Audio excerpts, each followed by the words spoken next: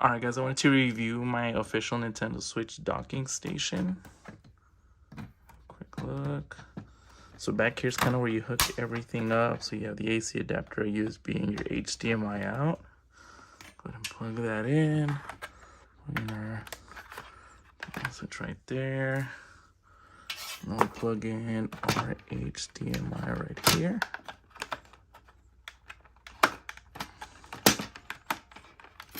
And literally just push the wires through here. Close this up. Get your Nintendo Switch.